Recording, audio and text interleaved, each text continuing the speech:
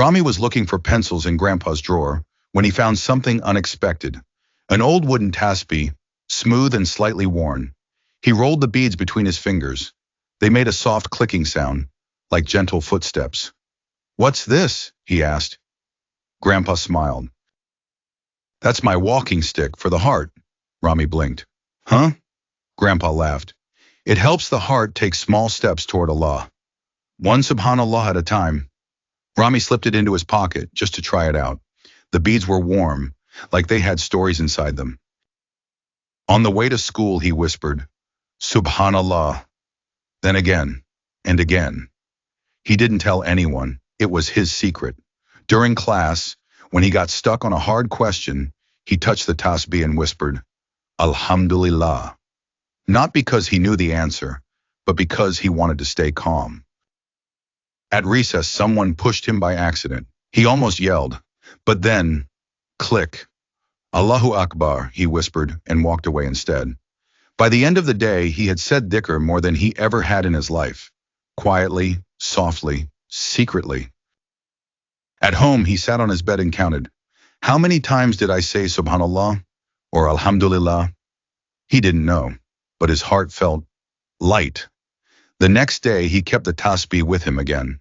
Not for show, not for anyone else, just for peace. His mom noticed. "You seem more patient lately." Rami grinned. "I have a new pocket habit." During a math test, he felt his chest tighten. He paused. Click. "Ya Allah, help me focus." Then he started again, slower, steadier. After the test, his friend asked, "What's that thing you always play with?" Rami smiled. "It's not for playing, it's for remembering." Later, on the bus ride home, he looked out the window and saw birds flying in the sky. He whispered, "SubhanAllah." And this time he felt it deep. That night he asked Grandpa, "Do I have to keep the tasbih forever to keep remembering Allah?" Grandpa shook his head. "No, Habibi. The goal isn't to hold the beads, it's to let your heart learn the rhythm, even when your hands are empty." The next morning, Rami left the tasbih on his nightstand. "Let's see if my heart remembers without it," he whispered. As he walked to school, he whispered, "Alhamdulillah" for the cool breeze. When a bird flew by, he said, "SubhanAllah." It was working.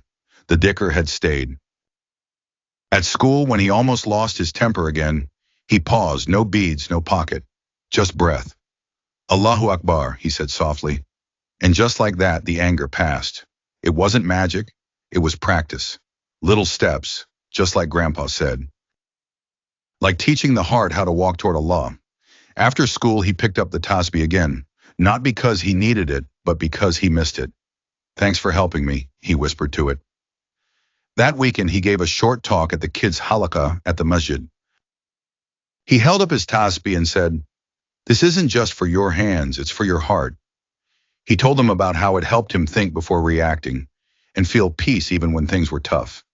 "You don't have to be loud to be strong," he said. "You just have to remember Allah." One kid raised his hand. "Can I get a tasbih like yours?" Rami nodded. "But more important than the beads is what you put in your heart while using them." That night, Rami wrote in his journal, "Dhikr is like watering a plant in my heart.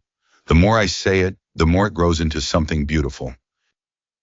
He started giving his tasbih a break, leaving it at home sometimes. And still the remembrance stayed with him in school, at play, and even in hard moments. One day, his little sister found the tasbih and played with it like a necklace.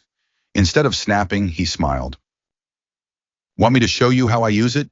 They sat together and said SubhanAllah 10 times. Then Alhamdulillah. Then Allahu Akbar. She giggled. "It's like counting blessings." Rami laughed. "Exactly. It's like reminding your heart of how good Allah is, all the time."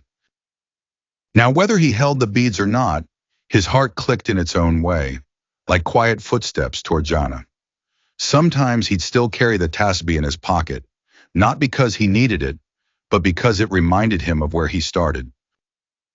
And every time he touched it, even years later, he'd smile and whisper, "SubhanAllah, my heart still remembers." Moral of the story: the tasbih isn't just a string of beads, it's a reminder. But the real goal is to train your heart to remember Allah on its own, in every moment, with or without anything in your hands.